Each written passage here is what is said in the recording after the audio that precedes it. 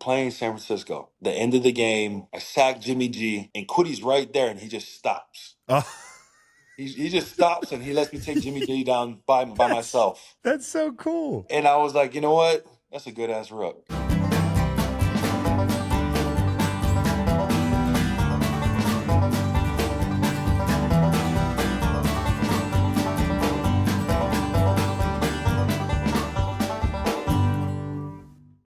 All right, got one of my favorite players, one of my favorite interior rushers in the league, DeForest Buckner. You know him from San Francisco and Indy. He's been terrorizing backfields for a few years now, and he joins the Green Light Pod. What's up, Defo? How you doing, man? Man, I'm doing great, man. Thank you for having me. Thanks for coming on. The 1-2 punch you guys have, and I know we haven't talked since you've been in Indy, but one of my favorite 1-2 punches in the league, and obviously you guys were missing Grover for a span of time. How good was it to get him back, and what's that dude all about? Because he is hell on wheels every down, dude. No, definitely. You know, Grove is just one of those guys, man. He plays with a high motor. You know what I'm saying? Yeah. And for his size, I mean, the quickness that he has, you know, the speed that he plays with. I mean, I'm very fortunate to play with a player like him, and he's a great teammate. You know what I'm saying? He's always looking to figure out ways to help others, and you know, on the field he helps me out a lot. Obviously, Yeah. especially on first and second down. I mean, we was kind of weathering the storm while he was away, you know what I mean, on his little suspension, and we fortunately, you know, it actually, you know, allowed a lot of young guys to you know, gain some growth in the game, and you know, just a little bit more experience under their belt, and you know, I mean, they did pretty well while he was away, but having him back is definitely definitely very good for our defense. I knew he would help you get the matchups in the pass game you wanted, but I was shocked to see the Steelers try to block you with a tight end. Were you just as shocked to I see know. Freiermuth come down on you? It was insane. So you know what they were trying to do was they were trying to get us out of position. They know Yeah.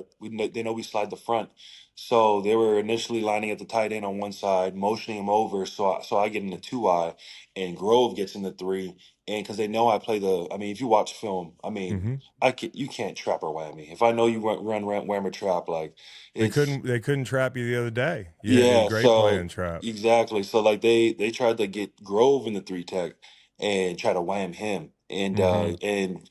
And during halftime, we were like, you know what? They're trying to get us out of position. So when we see that motion, let's just flip, and I'll go back to the 3. He was like, all right, cool, you know. And I mean, we did it. We did it the first play, and they tried to wham him. Mm-hmm. And Grove looked at me. He was like, they would have got me.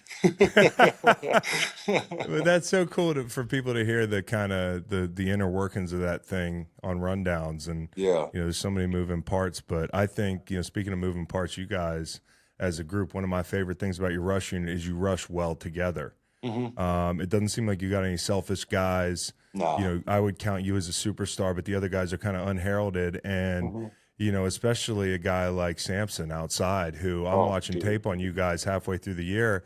And I'm saying, who is this 52 guy? I don't remember. Who is this guy? Oh And yeah. he's popped up in different spots, and he was really good in LA. What has somebody like that added to your group? And especially with young guys like Quiddy Pay who are coming along, Hmm. having that guy outside who's a vet. Man, like Samson, I mean, obviously, like I watched him when he was, you know, in LA, and when he was with San Francisco the past couple years, and seeing what the, you know, the type of motor he plays with, and what he was able to do with the snaps that he was given. You know what I'm Yeah. saying? Just as a rotational guy, I was like, oh, he's going to definitely help us out. And him as a, you know, bringing him in as a starter and seeing him on every single down. I mean, he plays his tail off. And then on top of that, I mean, talk about getting pressure on the quarterback. I mean, and he's been something we've been missing. You know what I mean, out here for a little Yeah. bit, and you know, he with his play style and his body type. I mean, he matches right up with Quiddy. You know what I mean, and Yeah. he's able to help elevate Quiddy's game, and also young guys like Dio as well. And so just being able to have that, you know, element in him, and his veteran leadership, you know, in the classroom. I mean, he's been a tremendous help for us. And it's been, I actually hit him up the other day, and I was just telling him, I was like, it's fun watching, you know, him have his best career. You know what I'm saying? Yeah. The Yeah. best, This is I mean, career best year year of for his sure. career. Yeah. I mean, Yeah. it's been awesome to see. So, I mean, I love seeing guys, you know what I mean, just flourish, and, you know, all their hard work, you know, he's starting to reap the benefits of it. You touched on an interesting thing. I always said this, like, when I was a vet, I can't tell a rookie or young guy exactly how to do it because body types are different, but they Hmm. do have a similar build and a similar skill set. I mean, I think Samson's maybe a little twitchy, Yeah. but for you, when you have these young guys, you're a very unique build. Like you can do things and say, "Don't try this at home, guys," because you're not 6'7" and you can't do Right. certain things that I do. Do you, when you help these young tackles along and during this process, what's the main thing you're harping on them about when it comes to making a run and what you guys have to be inside? No, yeah. Honestly, just being able to, like, I tell them all the time, like, I do, like you said, we're built different. I can do certain things, certain movements that some of the other guys can't. But they can also do certain movements that I can't. You know what I mean? Right. Just because their body type. And I try to tell them all the time, like, on those certain things, on or technique or whatever it is, whatever works for you, keep working on that each and every day. You know what I mean? Because I mean, and don't get complacent with Yeah. doing the same thing every day. You know what I mean? That's just the only Yeah. way you're going to get better is just continuing to work on your craft. Yeah. And also just like talk about guys with body types. I mean, a guy like Dio, Mm-hmm. Dio is just, he reminds me of myself, to be honest, when I was younger. I mean, he's lanky, he's working at end and moving inside on third down. And so with guys like Dio, I mean, I always try to tell him like, yo, work off your length. You know what I'm saying? Mm-hmm. Like God blessed you with long arms. I mean, you can really work off your length and I mean, it's been working for him, and he's been able to obviously also put in his little twitchiness and doing his cross chop. He loves to cross chop, Yeah. and you know what I mean. So he's Yeah. able to incorporate that into his game as well. So I mean, it's been I love being able to help out younger guys, man. I mean, since I came in the league, the one guy that really took me under his wing right when I got in the league was Michael Bennett. You know, Yeah, Mike. Yeah, yeah, dude. yeah, Hey, yeah, yeah, me and yeah. Mike had a year together. We were Uh huh. boys from way back in the Yeah. NFC West, but we actually had a year together in Philly. Mm-hmm. And that is a character right there, Oh bro. yeah, well, no, definitely. You know what I mean. But what I love about Mike though, he'll tell you, he's blunt. You know what I mean. He's gonna Yeah. just say Uh-huh. whatever comes to his head, and I mean he's honest. And Yeah. He knows he ball. didn't need, he didn't need to help me out at all. I mean, I didn't even know him. Yeah. And when I got drafted, he hit me up shortly after, and he was like, "Hey, if you're ever in Hawaii, I live out here. There it Like, is. he was like, if you ever, if you're in Hawaii, I live out here, just hit me up and we can train." And at first I was like, this ain't the Michael Bennett from the Seahawks. Like, what he doing Mm-hmm. in Hawaii? You know what I mean? Mm-hmm. But I mean, shoot, I hit him back, and I mean, my first 2 years in the league, I worked out with him, and he taught me a lot, man. Especially from the mentor standpoint. The leader, just being able to mentor younger guys and really show them the ropes and help them out. Yeah, if he's not in Hawaii, he's in New Zealand or something like Yeah, that. That dude exactly. is that dude is wild. But and speaking of this, because me and Mike used to get in situations like this, and you guys are all boys, but at the end of games, when you guys are in 2 minute mode and you're up a Hmm. couple scores, like what's that like on the sideline for y'all fighting over reps, trying to get out there? Because you're a Oh vet, and no, yeah. sometimes coaches will be like, "Yo, Defo, you gotta like we got to give you a rest, right? Yeah, Because I know, you're our yeah. guy, but you want those reps." Definitely, yeah. No, for sure. When you're in 2 minute mode, man, it's I mean, it's hard. One, it's hard to get in that mode, especially when you're up by a couple scores and it's like, okay, it's free lunch. There's Mm-hmm. there's blood in the water. You can get after the quarterback, and you definitely don't want to get off the field. So, it's definitely a fight. You know what I mean? Guys are right at coach's hip. You know what I mean? Like, Yes, hey, dude. hey, man, you know what I mean? Put me in, yeah. Or if he I've boots got a me out few for arguments. I've yeah, gotten a few definitely. arguments with coaches. I'm like, man, come on. You had me out there on Wednesday for 45 plays, but you can't let me play a couple out here on Sunday and Exactly, pad yeah. my stats. But here's the other thing, and I always ask D Lyman this because we used to have a process for this. But is it a code break to get half a sack and you know it's yours or you think it might be yours and to go in there and turn that bad boy in if the other half is maybe your boy that's sitting two desks over from you? It's tough. Because me and Mike B used to go back and forth on this thing. But Yeah, that's my personal opinion is you turn that son of a bitch in.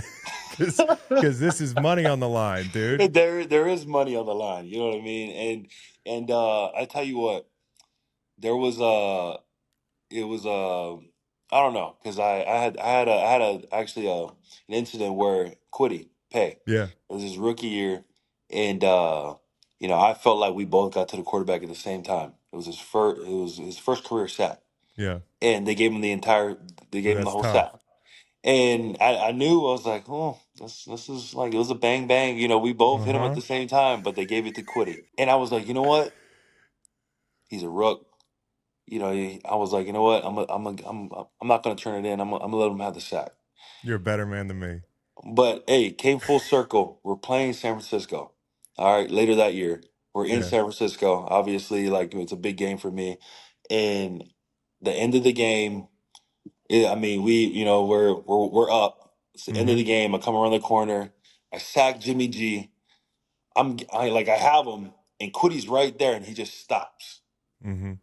Oh, He just stops, and he lets me take Jimmy G down by that's myself. that's so And cool. and I was like, you know what? That's a good ass rook. That's a great rookie, Yeah, it's man. a great rook, man. Yeah, he let me have my moment. I mean, it was I was like, man, that's pretty cool. I mean, just to see what he did for me, I was like, man, that's awesome. Man, that's cool. You know how it is. There's dudes running away from the piles with their Oh fingers in yeah, the air. You know, like it's like yeah, a race to see who can get to the camera first. definitely. Oh yeah. And by the way, you talk about like being in those moments. You got one of your 7 or 8 sacks this year. Is the end of the Houston game? You guys are Oh rushing yeah. three, and it's Yeah, the last play of the game. That is definitely. Yeah. when you can get that one, dude. Oh And man. you walk out of that Yeah. stadium. Yep. No, for sure. I mean, it was one of those games where it's like, man, I'm rushing my butt off right now. Close, I'm close. close. You know, they're sliding to me the entire game. I'm Yeah. fighting through the entire game. I'm grinding, and that was just one of just the one where the Lord was like, you know what, you've been working your butt off today. You Here's one deserve it. for you. So yeah, Yeah, it was that's yeah, that awesome. was a great moment too. I want to talk about Shane as a head coach because he's obviously missed in Philly right now. Yeah. Those guys loved him. Hmm. And I think as the dust settles, and yeah, like D'Amico, amazing hire. There's some great coaches in your division, but this might be the best hire. I really Yeah. feel that way. And he's not a guy that seems to show his personality to the media. But if you were to describe to me, if I just got there, they signed Chris Long, and I walked in the locker room, I'm like, yo, D, what's this guy about? What's his personality like? What's his Yeah. pet peeves? Give me the Yeah. profile of this guy. Dude, Shane is just how I can explain it is just the guy's an ultimate competitor. He loves to compete. You Yeah. know what I mean? Like since then, I mean, when he came in the door, I mean, everything was about, we're gonna be one of those teams where that competes to the very end. You know what I mean? We're Mm-hmm. gonna compete our ass off each and every day. Mm-hmm. Like everything you heard was all about competing. Shoot, we ended a lot of our team meetings on some type of competition. You know what I Oh mean? yeah, like the Like Dan Quinn thing. yeah, I mean, it's just some type of Shooting competition, baskets or shooting basketballs, yeah, whatever it is, like in some type of competition. And he just established that mindset, that culture from day one, and he never wavered from it. And you just see the guys, obviously, over time, just buy into the process. Believing what he's preaching, and I mean, he's since day one, I mean, been consistent with it, yeah. and also like what I appreciate about him is he's a player's coach. I mean, he understands like it's a long season. We went through a stretch where we had like a 4 game losing streak, whatever it was, and he was like, you know what, we need to do a walkthrough. You guys are banged up. Some coaches will be like, no, we need to put our pads on. We need to work more, more, more, Yeah, more. But especially rookie head coaches. yeah, but he dialed it back, and we come out and we end up winning. And he was like, you know what, later down, I mean, it's still early in the season, but obviously down the road, like Wednesdays, I'm going to dial it back, and we're going to do more walkthroughs, and this and that. And I mean, the guys just like appreciate it, coach. You know what I'm saying? Yeah, Like just yeah. those little things where he understands. He understands the players, and I mean, it's been everybody's been. I mean, obviously he's been the best thing to happen to happen for us for in a while, and obviously, and it was a much needed hire. And he's, like I said, he's all ball, and I mean he's a smart coach. I Yeah, mean, you know what I mean. yeah. In the team meetings, you can just see how, like, he breathes, he eats, sleeps, and breathes football. Mm-hmm. No, I mean he's amazing, and you got two guys in the building who are basically Colts legends, and Reggie Wayne and Cato Hmm. June. Like, how cool is that to have not only former players in the building? Is something I always say really matters, but having two guys that really wore the uniform and are speaking from their heart. Hmm. No, yeah, man, that means a lot because just seeing when, when times get rough or, certain things like Reggie would be like, hey man, like, one of y'all got to really step up and say something. I'm like, I feel you. I felt, you know what I mean? The little things like that, or just being able to chop it up with them in certain things. And like, hey, like, how'd you guys handle certain situations or little things like that back in the day? Obviously, because they were, they're here while the organization was, at the top. You know what I Yeah. mean? And how they handle business each and every week. So being able to ask them those questions, or just hearing their experiences, their stories when they went overseas, like when we were in Germany. Cato and Reggie was telling us stories about when they went to Japan and little things like that. So I mean, it's cool being able to relate with them, but also obviously their wisdom. Yeah. When Brian Dawkins was in Philly, I used to try to eat breakfast with him as much as I could, because Yeah. just being around those guys, I think it rubs off. Hmm. And they're really valuable, I know, to you guys. With Anthony Richardson, I love the guy. When he came out, I was like, dude, if somebody can get this guy Yeah. fine-tuned, he's going to set the league on fire. And for a couple games there, I was like, yeah, that's what Yeah. it looks like. Was there a moment where you guys said, oh, yeah, he's that guy, whether it was in camp or in the early games? And then how do you as a vet and you guys explain to him that he doesn't have to be Superman Hmm. every game, because you guys are going to need him at some point down the stretch Right. whenever it's not Gardner's team anymore? No, yeah. Honestly, just seeing him, I mean, for me was like even in camp, and watching film on him was just his pocket awareness. You know what I mean? For a young guy, just feeling the rush, but able to keep his eyes down the field, and that really stood out to me. And obviously, being a rusher, you you get frustrated with those types of quarterbacks. You know what I mean? Like they could just naturally feel the rush and get out, extend plays, and really just seeing him just flick it down. I mean, effortlessly, like flick the ball down the field, and I'm like, Yeah, you know what I mean? And he's got hitting that the guy foot. in stride. I mean, Yeah, so I mean, we knew that he had, obviously he had the stuff to him, and like it's just one of those things where what I mean. He has to, you got to trust in him, and he has to trust in his teammates. You know what I'm saying? yeah, Like, obviously, we don't need you to be Superman. I mean, obviously, obviously we need you to make big plays, but I mean, when it's time to make the check down, just throw it to the check down. You know what I mean? Like, yeah, we can, what I mean, just trusting the guys around you. And it comes with time, obviously. And I mean, it's unfortunate that, he his rookie year was cut short, but I mean, I know he's grinding to get back, and I mean, he's excited. He's one of those guys, but he has that infectious energy to him that everybody loves, and he's a competitor as well. So I mean, he couldn't have gotten a better head coach, and with getting drafted to the Colts with Shane. I mean, I feel like Shane, does a great job with utilizing all of his guys' strengths. You know what I mean, and what they can do, and I mean, I think he's going to be pretty set. Here's a question for you as a rusher. Somebody asked me this the other day with Josh Allen and some of the guys. I mean, watching Smoot try to take Lamar down the other night. Hmm. I know you're sitting there like me, and I'm like, oh, geez, man. I mean, but would you rather rush? I'll give you three guys, and Yeah. they all fit different profiles. Hmm. Somebody like Tua, who's going to get the ball out in 2.2 seconds, and he's Hmm. going to be pinpoint accurate. Would you Yeah. rather rush somebody like Josh, who's going to extend a play, but when you get there, you got to get that big son of a bitch down? Or would you rather rush a Lamar, who's going to, buy some time like you did the other night, but when he's out, he's out? Which guy is the toughest for you, in your opinion, to rush of those profiles? Of those profiles, I would say the toughest is Lamar, Yeah, hands down. I mean, I've had him where I beat. It was 2020. I mean, we're yeah. playing them at Lucas Oil. I had a move. I had one where I rushed right up the middle. I'm right up the middle. Beat the guard. Hardest one, though. Beat the guard. I'm dead on with him. He hit me with just a dead leg quick. And I'm like, damn. You know what I mean? Just little things like that. Like you just don't. It's hard to read his movements. You know what I mean? I Yeah. mean, he can escape. When you watch it, you're watching tape throughout the week, and you have quarterbacks mannerisms in the pocket. Oh, yeah. He A likes lot this of lane. guys, Yeah. that yeah, this guy he likes to step up in the B gap, or he continues to roll out to his right, or this guy he loves to spin out. You know what I Yeah. mean when he feels the pressure. Mm-hmm. Lamar, he's one of those guys where I mean you don't know where he's gonna go. You know what I Yeah. mean? He's Yeah. escaping. He has every type of escape route. I mean, move whatever it is to get out of pressure, and I mean it's just hard. I mean it's hard to read his movements. And the worst for the edge guys is, these coaches get so scary, D-line coaches, and, they don't want to let you rush, but then they're pissed when he bails out of the back of the pocket because you're too heavy on a bull rush, and vice Hmm. versa. If you're too high, Right. he's going to step up. So I feel you because it's getting really tough to rush these guys, especially with the rules too.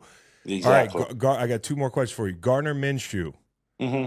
guy lives in a van down by the river. He's eccentric. He's different. I've gotten to talk to him once or twice when he was in Yeah. Philly. He, by all accounts, he's exactly who people say he is. Hmm. So for somebody to be so on his own planet, and I mean this in a good way because I like the guy, Yeah. how does he connect so well with the guys too? Because he's like in his own world, but he seems like he's perfect for every team that he walks onto. You know why? Because I mean, the guy just loves ball. He loves ball. You know what I mean? He just loves football. You know what I mean? He loves to be out there. He loves to compete. I mean, it didn't even matter when he was the backup, when he was scout team quarterback. He was still, every touchdown, or if he threw a touchdown in practice against the first D, he's like screaming, yelling like "Let's go!" blah blah, celebrating. He loves football, man, and you know what I mean. I'll go to battle with anybody who loves football as much as Gardner Minshew. You know what I'm Yeah, saying? I mean, that's the type of competitor he is, and honestly. I mean, yeah, he's in his own world. That's his personality. But you know what I mean. If that's you, I mean, just be yourself. be You know what I yourself. mean. Like being in this game, being in the locker room. Out of anybody. I mean, authenticity is the one of the biggest things in the locker room. Just be authentic, be yourself. You don't need to be anybody else. You know what I Yeah, mean? Just I can't appreciate or go to work with somebody who tries to be somebody they're not. You know what I yeah. mean? No, And I no, can't I I know can't exactly respect what the you mean. dude that way. So I mean that's who he is, and I appreciate him. And yeah, I mean the guy is just a big competitor. Guy's a beast. Okay, last one. Maybe my favorite person to monitor on social media and in general in your organization is Jim Irsay.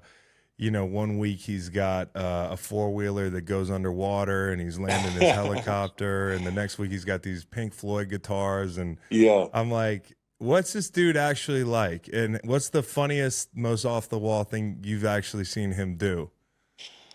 You know, Mr. Ursay, I mean, one, I love Mr. Ursay because he just lives life. You know what I Yeah, mean? he's living. He doesn't care about anybody's thoughts or whatever. It's like he's gonna be him, he's gonna do him, and I appreciate that about him. And you know, I mean, I would say yeah, I mean whew, you mentioned the video of him on his four wheeler outside of a helicopter or That's the whatever. funniest That's one, probably dude. one of the funniest ones, yeah, that I've seen him do. I mean, it's just like he's just making a whole announcement or saying something on camera, but you can't even listen to what he's saying because he's like, look at him, he's on a four wheeler, like He's, right next to a plane or a helicopter or whatever it is. I'm He's like, a this kid guy's with just he's a living. kid with $1 billion, dude. He's like, I got these toys, man. And for Philly people, they got all mad because you guys are playing Dreams and Nightmares in the locker room. But I was like, you know what? I'm not even mad because Jim Irsay's dancing. You know what I mean? Right. Like Yeah, they want to. exactly. Exactly. They're like, tell Jim Irsay that's our song. I'm like, if Jim Irsay wants to dance to that song He's gonna after dance to y'all the win, song. he's gonna dance to the song. I'm glad Exactly. we could start a trend. Hey man, good luck the rest of the year, man. Appreciate you. Always enjoy watching you play, dude. Just keep Thank you, doing what you're brother. doing, and tell Big Grover he's got a big fan here at the Greenlight Gotcha. Pod. Okay. Yes, sir.